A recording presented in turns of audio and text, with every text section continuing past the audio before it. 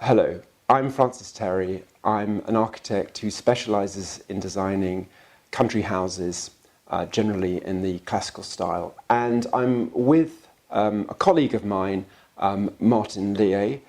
Martin, can you just describe how we work together? Yes. For over 10 years, Francis and I have worked together within teams where my role is to ensure that the coordinated inputs of architecture, landscape, sustainability, ecology, etc. all come together in highly presentable documents so that the design aspirations of the architect can then become reality through the planning system. That's right. So really, I'm fortunate because I can design the building, and then all the planning legislation, which is incredibly complicated, gets taken on by Martin, who is a specialist in this and thinks about that only. So we can play with our strengths. And today, we're going to talk about NPPF paragraph 79E. And this is a quite interesting piece of legislation that has been on the statute books since 1997. Originally, John Gummer dreamed it up, and he was genuinely concerned that the great British country house tradition would end due to planning regulations and restrictions. And if you think about it, the country house is such a part of our culture, whether it be Downton Abbey or the novels of Evelyn Waugh, Castle Howard, Blenheim, the popularity of the National Trust. It is so much part of our psyche, and it would be so tragic if it died in our generation. And if you think there are lots of different stages to the country house, going from Tudor through to through the Restoration period, and then into Georgian, and then into Victorian, and it would be sad if there was just empty for the modern period. And so that was Gummer's dream, that there should be a special piece of planning legislation that allows this tradition to continue. And this has had a number of names, and it's called NPPF paragraph 79E. It's not the easiest thing to achieve because the houses have to be exceptional works of architecture, and that's a difficult thing to describe. It would be far easier to do a replacement dwelling or other forms. And perhaps, Martin, you can tell me this in greater detail. In order to make an exceptional work of architecture and satisfy the requirements of NPPF paragraph 79E, what do you need to do?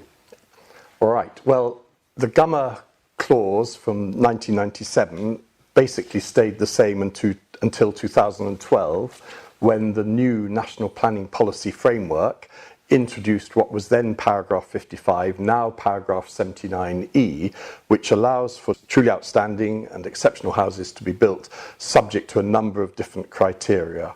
One big change from the Gummer's clause was that when he introduced the legislation, it had to be exceptional quality and innovative or groundbreaking, whereas since 2012, it still has to be an exceptional design, but this can be delivered through being truly outstanding or innovative. Right, okay. And are there a number of key things which we need to address if we're to go for a paragraph 79? Yeah, there are 6 key tests set out within the legislation, and we'll just quickly list those now, and then we can come back and talk about it in detail. Yeah, go for it. So firstly, the house has to be of exceptional quality. Yeah. Secondly, it needs to be truly outstanding or innovative. Of course, it can be both. Thirdly, it has to reflect the highest standards of architecture. Fourthly, it must help to raise standards of design more generally in rural areas. And next, it must significantly enhance its immediate setting.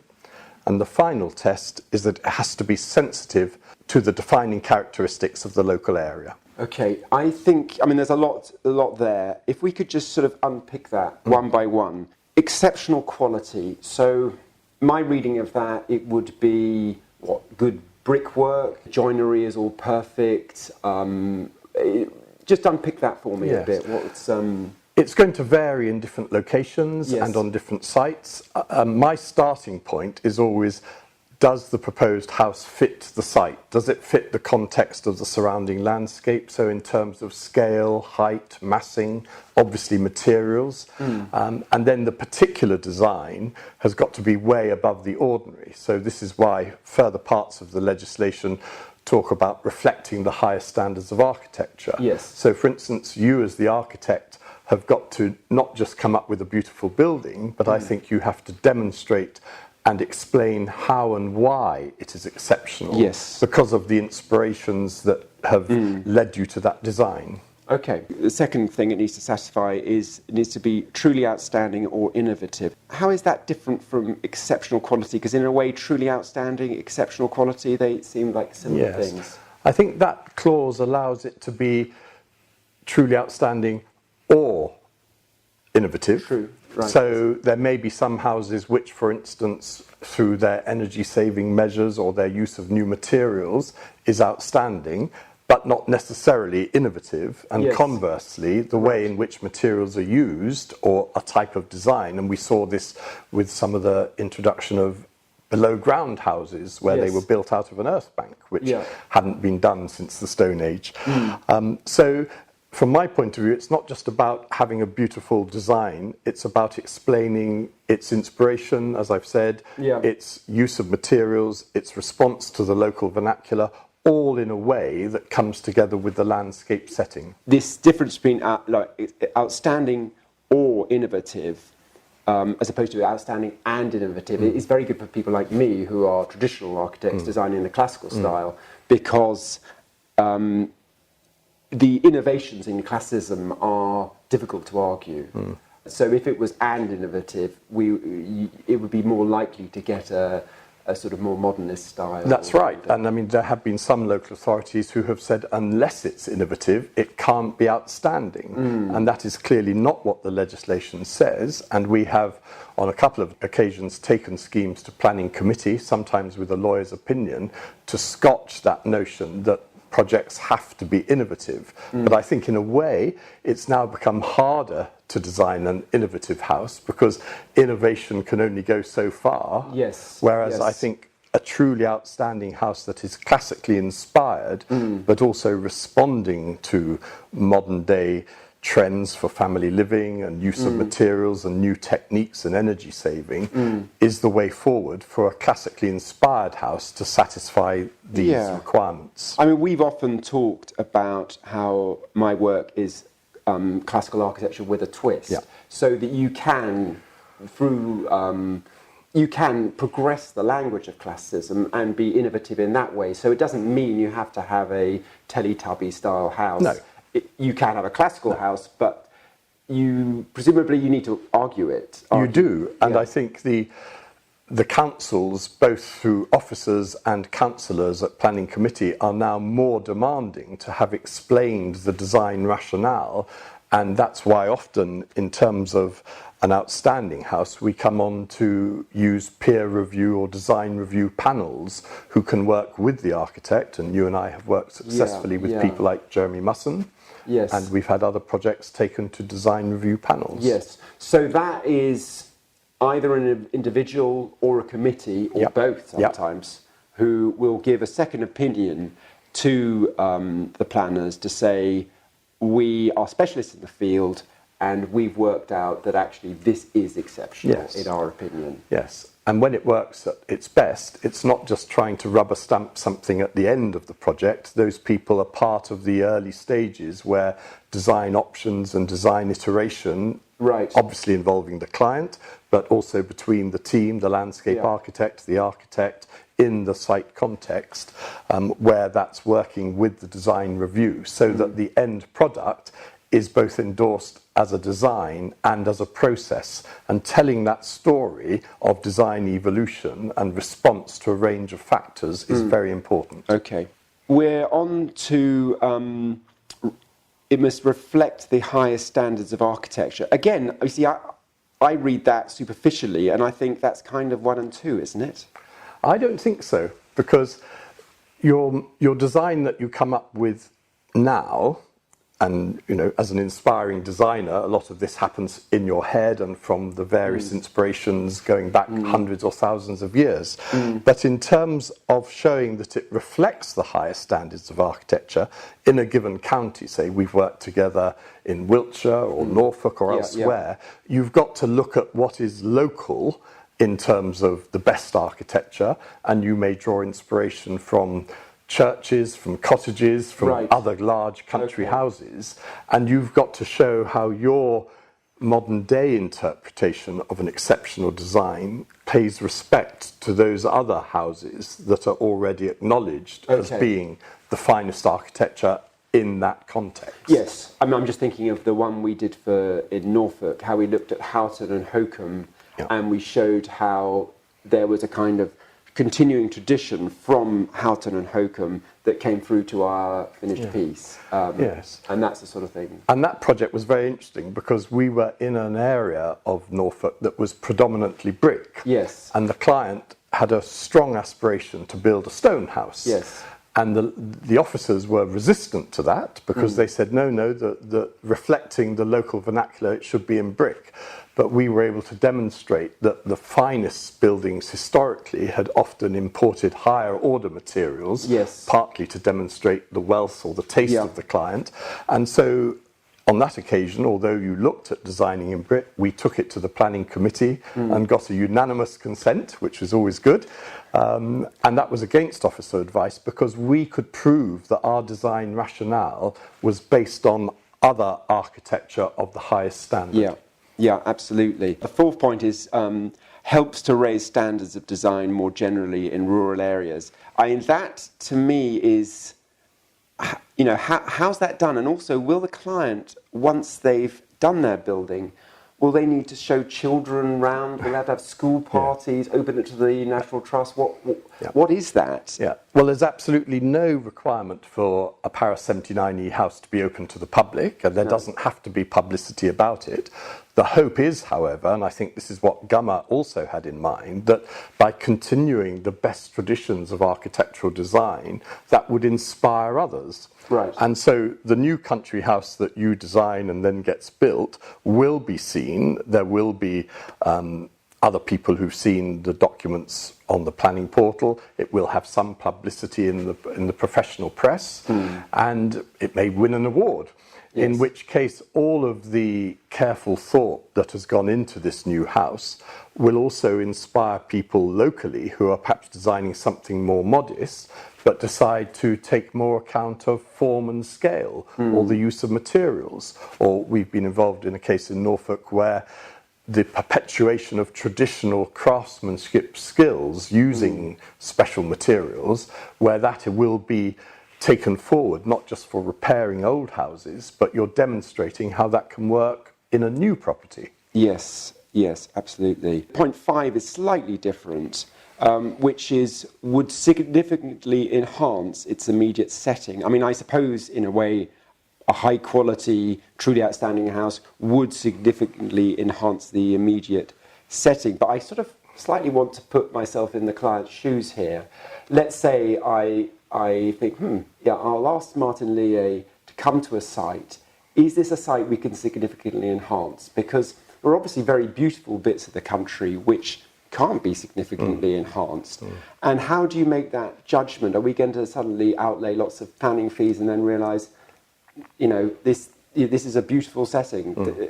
You can't, you could get Palladio to design a house here, it wouldn't be better.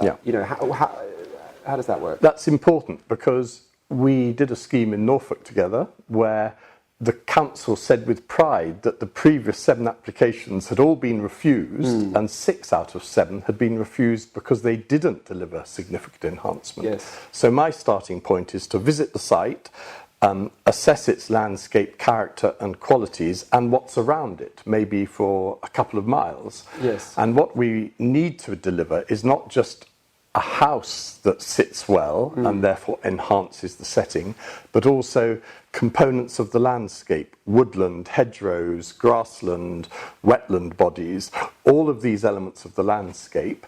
If we can show, as happens so often in the English countryside, that over the last 150 years there's been a loss of hedgerows, woodland, wetland, orchards. We can then use all of these features of a landscape, provided they're appropriate for that landscape, and we will, working jointly with the landscape architect and yourself, ensure that the setting of the house is complemented by not just new landscape features, but landscape that will be managed better. Yes, and I suppose that also chimes in with the English country house tradition. If you think of the landscapes of Capability Brown and Repton, how they wouldn't just think of the house, they think of the whole setting going on for Very miles. much so. And I suppose also there are some settings that don't suit that landscape setting, which is a problem. Yes, so for instance, we got consent for a house in Wiltshire, which was very much on open downland. It would not be appropriate to try and impose a formal parkland setting on a wider downland setting, which in that case was designated AONB. However, we were able to demonstrate, and on another scheme not far away, that over the last 100 years there had been a significant loss of woodland and hedgerows, and so our scheme, by putting back new planting and enhanced habitat, was able to deliver that significant enhancement of the setting. And usually we ensure delivery of that by having a combined landscape and ecology management plan, which would be covered by condition. It's not overly onerous because it's making the site and setting more attractive for the new owner. Yeah. I suppose another thing with my kind of lesser knowledge on this, if I see it, let's say someone has a large amount of farm buildings that are now derelict because of changing in farming technology, and they're full of asbestos sheds, huge asbestos sheds. I mean, I think it's very, very easy to see how you could enhance the immediate setting. Is that a help? It is a big help, and we've had several projects where exactly that. We've removed derelict farm buildings, or not even always derelict, but farm buildings which are no longer needed for modern day farming because holdings have been amalgamated. And so by removing what are usually quite intrusive modern farm buildings and clearing a site which might then become the site for the house, or the house may be nearby, straight away we've removed detractors in the landscape, which then combines with not just your beautiful new house, but also the enhanced planting and habitats that provide the setting. Yeah, okay. And the final point is the new house has to be sensitive to the defining characteristics of the local area. So I'm thinking, if we're in Norfolk, we have, well, the first choice will be flint and brick. I presume for somewhere in the Cotswolds would be stone. Absolutely. Is it as simple as that, or is there more to it? There's more to it than that, because it relates to both the house and the materials and the type of houses that are prevalent in that area. So you don't have to do a copy of them, but you've got to show that you've paid respect to what are those defining characteristics. And what you and your colleagues have done often is done a tour for several miles around, noted the features and the individual properties that give you most inspiration from their design, from their materials, and then you harness all of that as part of your design. Similarly for the landscape, the defining characteristics, if you're on a downland setting, it's very different from an enclosure setting in a lowland. If you're in a parkland setting, it's very different from a heathland area. So you have to look at the landscape characteristics and set those in their national and local context. Both house and landscape. Both house and landscape, and the two have got to go hand in glove. Okay, that's interesting. Because I suppose these houses are not vernacular cottages. No. They are estate houses, usually, with an estate. And that has a different type of architecture. As we said in Norfolk, we could argue for stone in Norfolk because the grand houses of Norfolk are done in stone. We didn't have to go for brick and flint. So that's an interesting tension too. It is. And going back to the original Gummer clause, it had to be a large country house. And that word large has been removed. It still has to be isolated. In other words, it can't be on the edge of a village, although there have been consents granted within a couple of 100 metres, and there's been case law on this. But to be sensitive to the defining characteristics, as you say, if you look at a cottage, if you look at a large country house, the scale of what you're proposing has got to be reflective of what is best in the locality. Not a copy of, but showing that you've paid respect to the materials, the design styles, the mix of materials. Okay. Okay, that's our 6 points. Let's say I'm a client and I have a piece of land which I think is right for a paragraph 79 house. I want a new house. I'm prepared to make the investment, which is substantial because it's not the cheapest planning permission to get. What do you feel are the key aspects that will allow you to get planning permission? That's such an important point because you and I have both visited with clients sites that they might have acquired. Yes. And on some occasions we've said, no, we don't think this is a good site for various reasons to do with the landscape setting or the style of house they want not being in keeping with the defining characteristics of the local area. But elsewhere, more positively, firstly, we're looking for a site that is capable of enhancement. Yes. So if it's pristine and the landscape is totally intact and historically it's as it's been for 200 years, although we can still improve habitat and improve management, often councils will argue that's not significant enhancement. So first of all, find a site where there is capacity for enhancement, either through removing detractors, which can also be landscape detractors. We had one site which 30 years ago, there had been a mass planting of poplar trees for producing matches and things like that, which was wholly alien to the landscape. And our proposals were to remove all of the poplar plantations and go back to indigenous tree planting. Yes. So a site that's capable of enhancement, a setting where the house will sit well in terms of topography, backdrop. So very rarely would you want to build a house that would break the skyline from sensitive views from footpaths or even the highway. Thirdly, the chosen materials, although, as you've said, elsewhere we've argued that you can import stone to a built area where brick predominates because it's an enhanced material. But in the Cotswolds, it's difficult, and don't rely on doing that. Yeah. So if somebody says, I'm determined to build a brick house, please don't come to the Cotswolds because you won't get consent for a brick house isolated in the Cotswold countryside. And we were lucky with the stone one. We were lucky with the stone, but it was because it was so well argued. Of course. So let's say we've chosen a site where we know we can enhance the landscape, both components of the landscape and the wildlife habitats and its future management. You and I and the landscape architect have got a chosen setting which we think sits well with the surrounding land, will offer lovely views for the client and the family, but also is going to nestle in and look as if it belongs. And for me, one of the tests is whenever I look at a site and hear about a design, I just sort of stand there and think, does this belong here? Right. And if you feel, do you know what? It doesn't. The client is wanting a tall Georgian style house, and this is a landscape where we need something lower and longer that steps down, and that's where you would interpret the client's wishes. Yes. All of this sounds pretty scary for a client. Is that a client's right to be scared? Is it such a high bar that you shouldn't bother?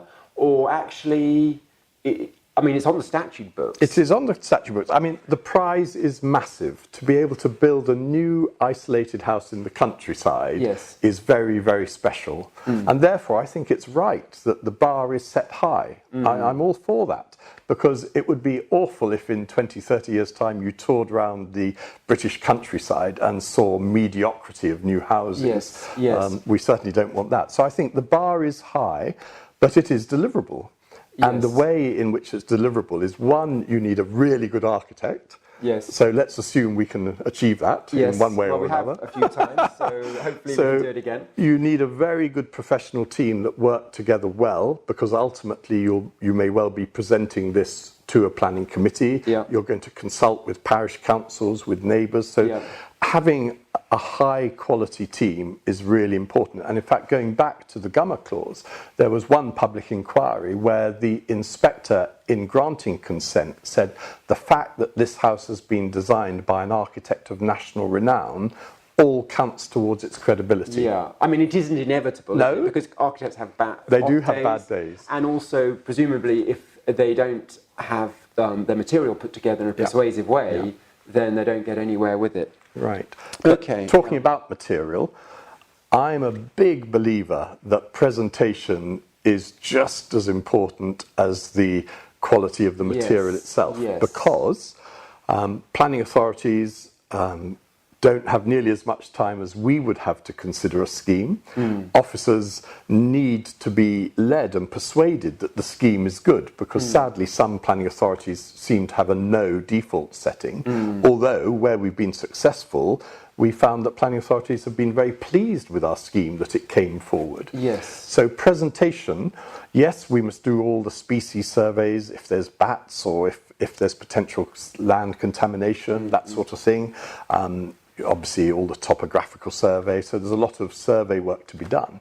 But then it's so important that when you present this scheme, I believe you must have a succinct presentation summary, you must make it look attractive, and you have to sell these schemes. I don't think outstanding architecture always speaks for itself. No. I think the rationale behind it, and with the landscape enhancements, it has to be spelt out and demonstrated. And I always feel my job is to make sure that what we pull together as a team just is so compelling that the answer is far more likely to be yes than no. Yes. And that needs to be done like that, because, as you say, it's a big time and financial investment. Yeah.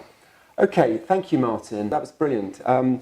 I think that, well, we're both very keen on doing more Paragraph 79 schemes. So if this is something that's of interest, get in touch with either of us, and we'll see if we can help. Don't feel, oh, if I get in touch, I'm committing myself to the total expenditure up front. That's not it at all. No. Francis and I are always willing to undertake an initial review, perhaps study from published sources of information about the landscape or the architectural traditions. And so for quite a modest initial outlay, we can give a client a good idea about whether this is feasible, or, just as importantly, to say, no, this isn't the right site for what you want to do. And you're particularly good at saying to clients, I give this, last time you said I give them this 20% chance of getting permission. So then the client knows where they are. It's a huge risk. And other times I've gone and seen a wonderful site, and knowing the designs you can produce, and I've said,